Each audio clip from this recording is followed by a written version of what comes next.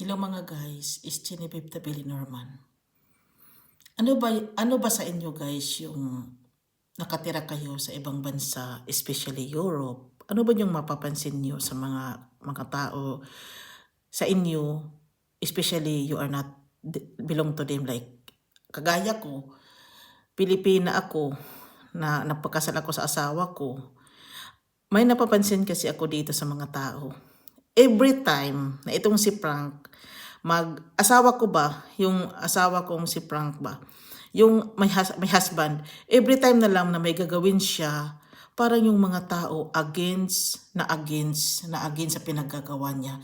Para bang kung may gagawin siya, parang iba talaga yung pagkakaintindi nila at saka hindi nila maintindihan ano talaga kasi katulad na lamang nito guys, ito rectangle dito. Katulad na lamang dito, ito pa yung natapos niya. Yung rectangle na yan ba? Ano, Genevieve? Na parang very affected na sila sa ginagawa ng asawa ko. Sa totoo lang.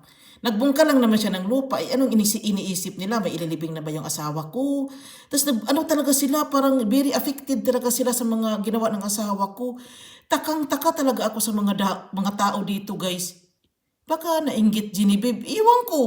Naiinggit ba? Or ibahin talaga nila pagkaintindi, guys, sa totoo lang. Kaya napatanong ko kayo kung kayo ba, ano bang napansin nyo sa mga tao every time mayroong kang gagawin, mayroong prosperity sa'yo nangyayari? Hindi ba nagbago yung mga reaksyon nila? Kasi ganito talagang nangyayari sa amin eh. Parang feeling ko yung mga mata talaga nila nakapokus na lang sa aming dalawa. Wala akong alam kasi inutosan lang naman ako ng asawa ko. He is the one telling me, you put there. Kasi hindi kasi Pilipino yung napangasawa ko, guys. Kaya talaga kami nakaganito. Yung si Mayan, sa Norway naman yun. Norwegian naman yung napangasawa niya. Iba naman yung experience niya. Gumawa-gawa naman yun ng sabon. Tapos ito daw nangyayari sa kanya doon sa Norway daw. Ako din naman, iba naman. Kasi Swedish naman yung napangasawa ko. Andito naman ako sa Sweden. Yun na nga.